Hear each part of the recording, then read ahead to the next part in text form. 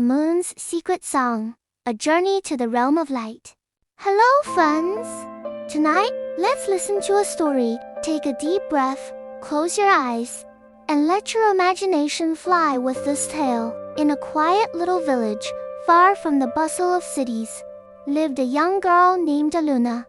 Since childhood, she had always been enchanted by the moon. Every night, while other children were asleep, she would sit by the window of her small wooden house, gazing at the moon that hung gracefully in the sky. To her, the moon was not merely a light in the darkness, it was a companion, a silent friend who sang to her in whispers of a lullaby she could never fully understand. To the villagers, the moon was nothing more than a faithful lantern of the night. But to Aluna, it was alive, filled with secret melodies. She often thought it spoke directly to her, though no one believed her tales.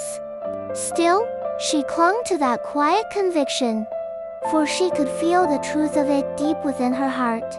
One night, when the world seemed utterly still, the air unmoving, the crickets silent, Aluna heard the song more clearly than ever before. The melody drifted down from the heavens, a haunting tune, both beautiful and mysterious. Its tone was soft, soothing, but beneath it pulsed a beckoning call.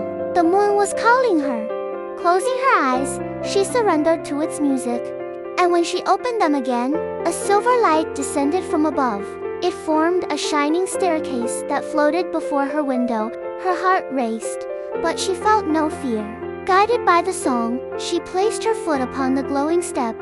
Each tread was lighter than the last, and soon she was rising higher and higher, leaving her little village far below. At the top, she stepped into a world unlike anything she had ever dreamed.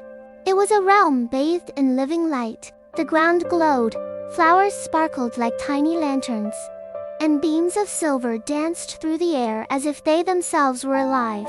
Above her stretched a sky filled with stars, nearer than she had ever seen, shimmering in time with the melody still echoing in her ears.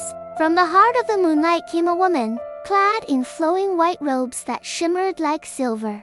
Her hair glowed with the same pale light, and her eyes held the stillness of eternity. She smiled softly at Aluna.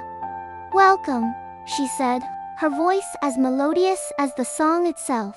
"I am Leora, keeper of the moon's secret song. You heard our call, which means your heart is ready for the journey that lies ahead."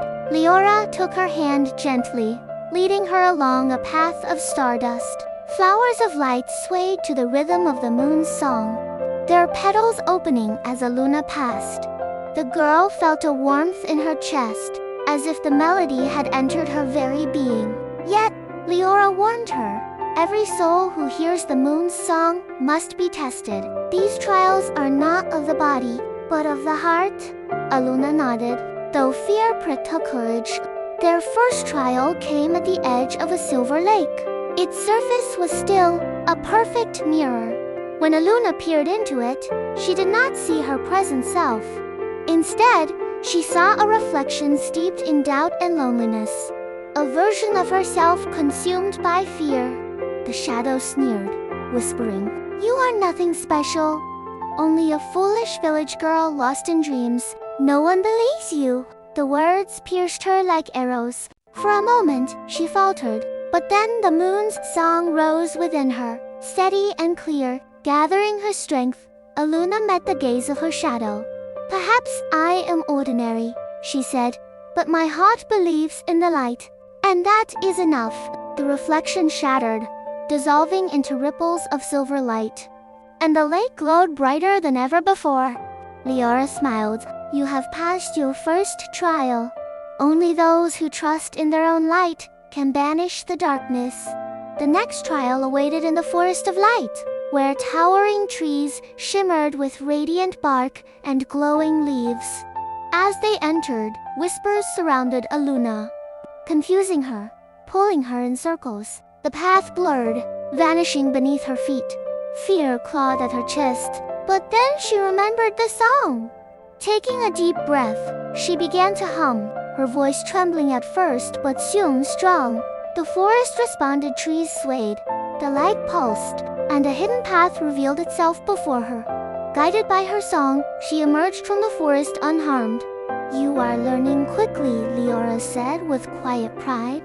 "The song of the moon is not only to be heard, but to be embraced with your heart."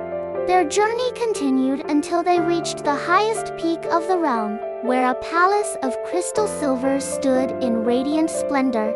Inside, thousands of scrolls of light floated in the air, each one pulsing with gentle glow.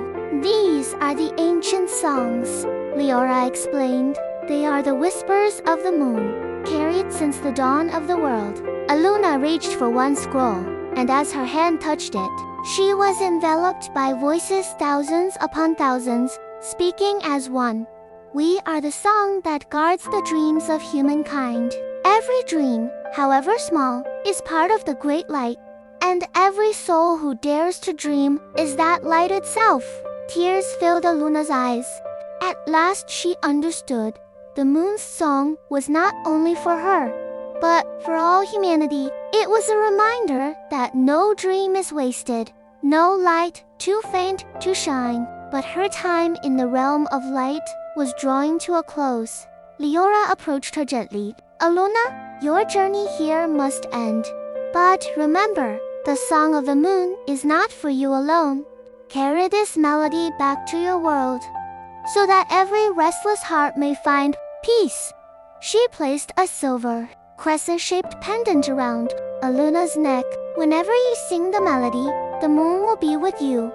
Stepping back onto the shining staircase, Aluna felt the world shift. In an instant, she was once again at her window, the dawn just breaking. Yet the pendant remained upon her chest, glowing faintly in the morning light. She smiled, knowing all she had seen was true. From that night on, Aluna often sang softly, and whenever she did, the villagers felt a calmness wash over them, though they could not understand why.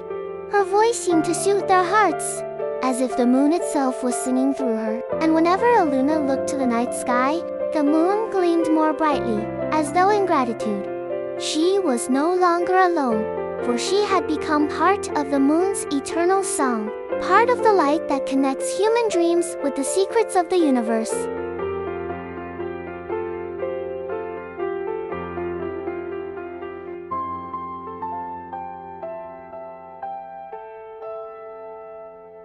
The Secret of the Star Watcher.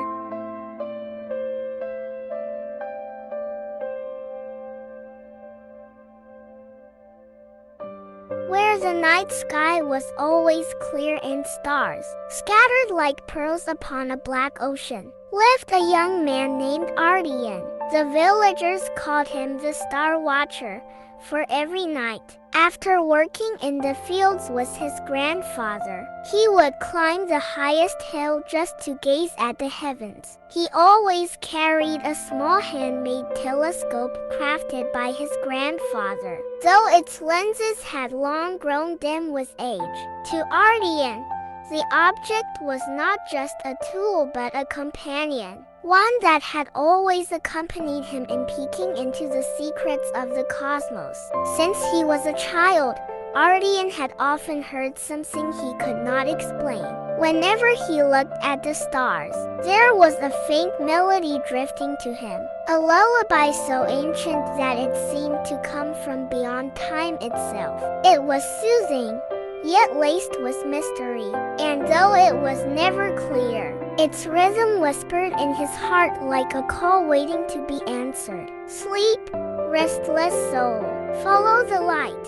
Follow the song." That was the impression it always left upon him. The villagers thought he was merely dreaming or imagining things, but Ardian never cared. The older he grew, the stronger the melody became, until he was certain it was not just a sound, it was a call, a message from the stars themselves, guiding him towards something hidden, something greater. One night, under a full moon, when the wind fell silent and the forest lay still in deep slumber. The lullaby reached him more clearly than ever before. Its tone resonated through his very bones, leaving him trembling. Ardian looked to the sky and saw one brilliant star shimmering brighter than the rest. It flickered 3 times before releasing a silver light that fell directly upon the hill where he stood. The light coalesced into a glowing circle, swirling as if inviting him in. Ardian held his breath, his heart caught between awe and fear. Yet something within him already knew he was meant for this. Without hesitation, he stepped forward into the light. In an instant, the world around him changed. No longer was he standing upon the grassy hill with pine trees swaying around him. He found himself instead in a vast meadow filled with luminous flowers. Their petals glowed softly, casting a gentle light upon the ground, and above stretched a night sky so close it seemed he could touch the stars with his fingertips. But these stars were not still. They moved gracefully, dancing in patterns to the same lullaby, now echoing in his ears as clearly as a choir of voices. From the moonlight emerged a figure, a woman with long flowing hair that shimmered like a galaxy, her eyes reflecting constellations that shifted and sparkled as she blinked. She smiled at Ardian with warmth. "Welcome, Star Watcher," she said, her voice carrying the beauty of a song. "I am Lyra, keeper of the lullaby. The melody you have heard since childhood was no dream. It was a call, a summons. You have been chosen to journey into the deepest mysteries of the cosmos, to hear the secrets whispered by the stars themselves." Ardian could hardly believe her words, but his heart told him it was true.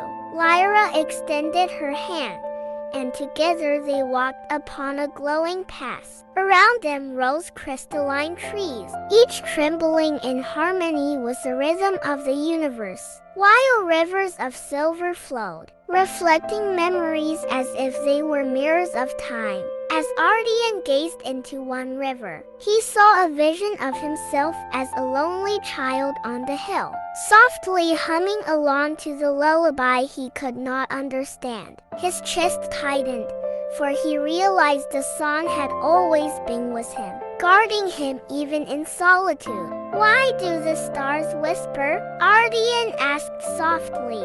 "What are they trying to tell us?" Lyra's smile was gentle but mysterious. "The stars are ancient souls. They carry stories from the dawn of creation. The lullaby is their language, meant to soothe, to guide, and to reveal truths. You will understand its meaning when your heart is ready." They came upon a great gate shaped like a radiant harp. When Lyra plucked one of its strings, the gate swung open, revealing a sea of stars swirling like a living ocean. Ardian gasped, overwhelmed by the sight, for it was as though he stood within a cosmic symphony, each star a note, each constellation a melody, all joining together in the eternal lullaby. Before stepping further, Lyra's expression grew solemn. "Every star watcher who enters this dream must pass a trial. The lullaby is more than music. It is a key, but if your heart falters, you will lose yourself within endless dreams." The trial came as they reached the shore of the sky lake. Its waters were dark as obsidian, yet glittered with countless reflections of starlight. When Ardian peered into its depths, shadows emerged, visions of loneliness, of losing his loved ones, of being mocked for his dreams. Voices slithered around him, hissing, "You are alone. No one believes in you. Forget the stars. Give in to the silence." A crushing weight pulled him toward the water, threatening to drag him under. Despair coiled around his heart. But then he remembered the melody that had always stayed with him. Summoning what courage he had left, Ardian began to hum, his voice shaky but steadying with each note. The lullaby poured from his lips, merging with the voices of the stars. Light flared around him, warm and unyielding.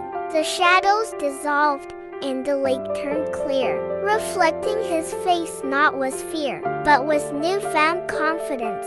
Lyra's eyes glimmered with pride. You have passed your first trial. Only those who trust in the light within themselves can overcome the darkness.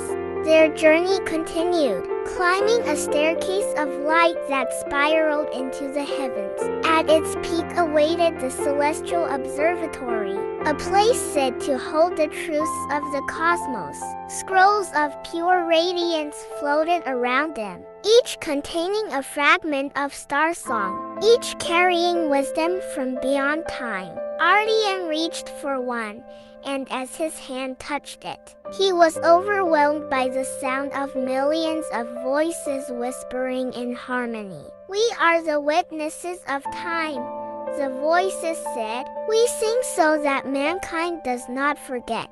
Every soul is a light, and every light has its place among the stars. Tears streamed down Ardian's cheeks. At last, he understood. The lullaby he had heard all his life was not merely a song, it was a message. A reminder that no matter how small, every human being was part of the greater whole. Each life a star shining in its own right.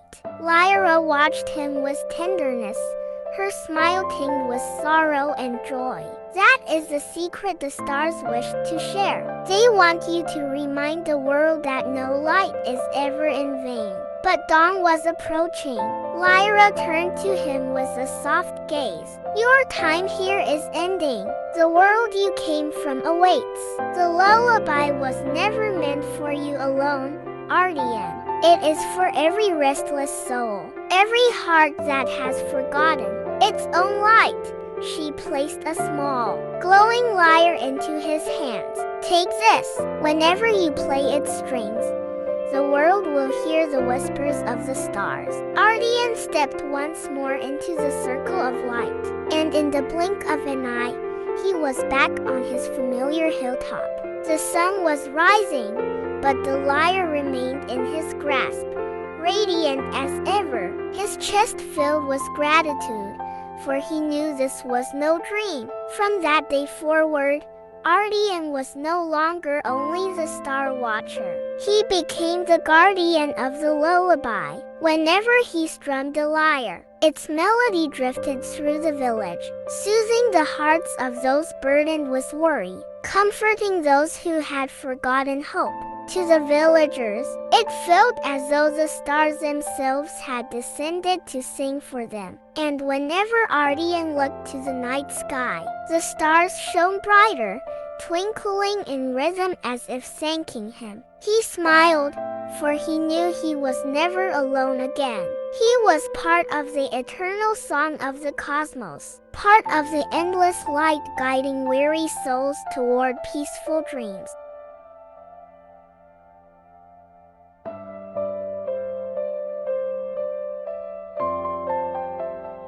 The Legend of the Moon and the Child of the Sea.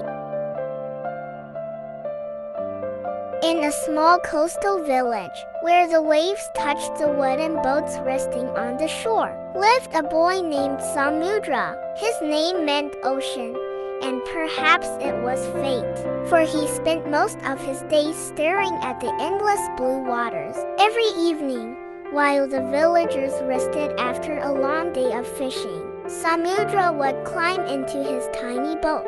He would row gently away from the shore and sit quietly, gazing at the bright, silver moon above. Good evening, moon, he would whisper softly. It was his habit, his little secret.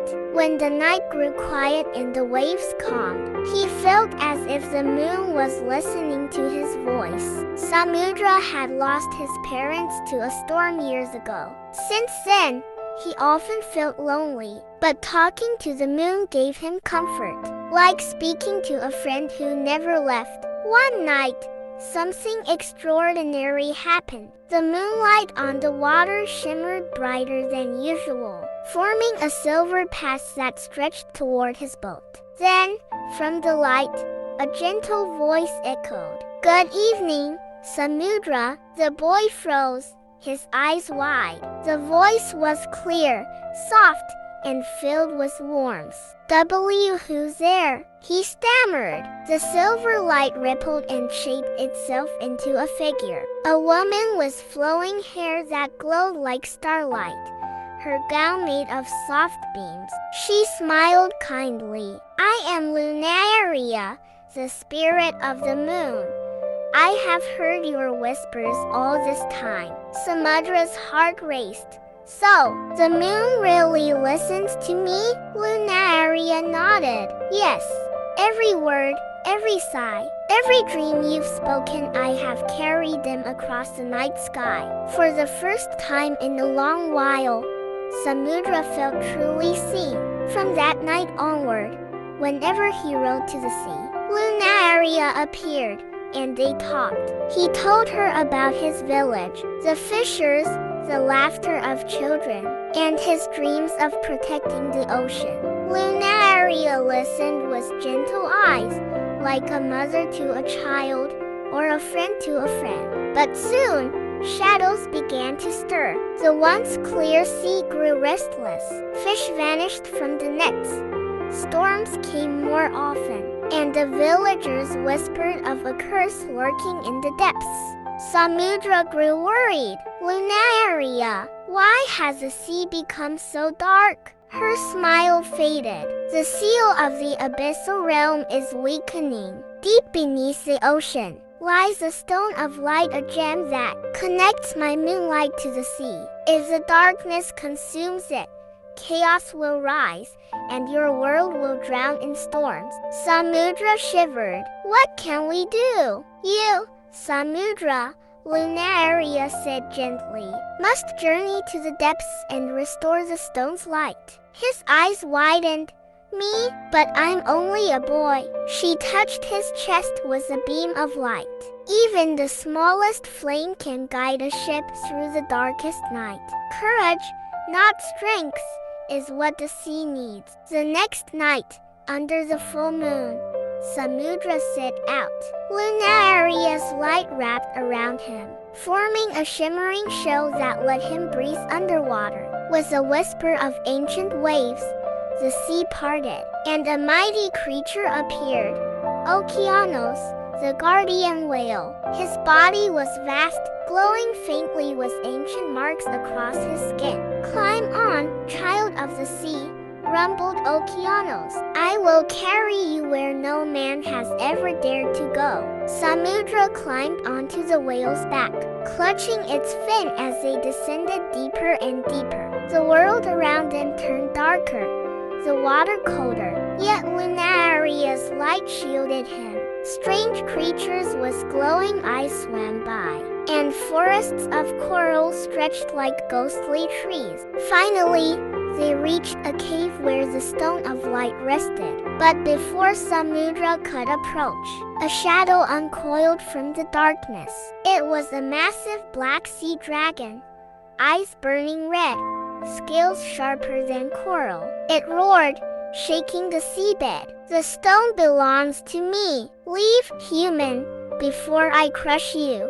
Samudra trembled. His heart screamed to run. But he thought of his village, of his grandfather, and of all who depended on the sea. With shaking voice, he shouted, "I will not leave. I must protect the sea." The dragon's laughter was cruel. "You think courage can defeat power?" With a surge, it spat a torrent of black current. Okeanos dodged, shielding Samudra. Lunaria's voice echoed in his heart. "Do not fight with anger. Use your heart, Samudra."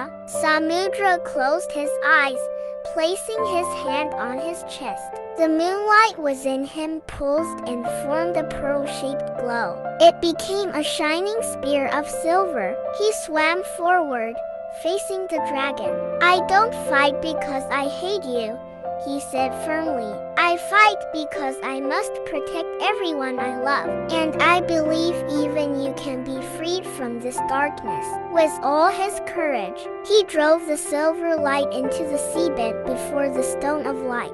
A burst of brilliance filled the ocean. The darkness cracked, shattering into shards of shadow. The dragon howled, its form breaking apart, until it turned into a small blue fish, swimming freely at last. The stone of light glowed stronger, sending beams up to the surface. Reconnecting with the moon, Lunaria appeared, her form radiant. Samudra, you have done what no one else could. You have saved both the sea and the sky. Exhausted but smiling, the boy whispered, I only wanted to protect them, just as the sea has always protected us. Okeanos carried him back to the surface. The night sky was clear, the full moon shining brighter than ever. The waves sparkled gently, no longer filled with anger. Lunaria's form began to fade. It is time for me to return. But remember, Samudra, whenever you gaze at the moon, I will hear you. Tears welled in his eyes. Will we meet again? Her smile was soft. As long as you believe in the light, we are never truly apart. And with that, she vanished into the moon's glow. When Samudra returned to the village, the people were astonished. The sea had calmed, the fish returned, and life blossomed once more. His grandfather embraced him with trembling hands. What did you do, my boy? Samudra only smiled. I just guarded the sea, because the sea guards us too. From that day, he was no longer known only as a fisherman's child, but as a child of the sea, the protector of harmony between humans and the ocean. And on every full moon, he looked up, whispering softly, knowing his friend was still listening from the sky.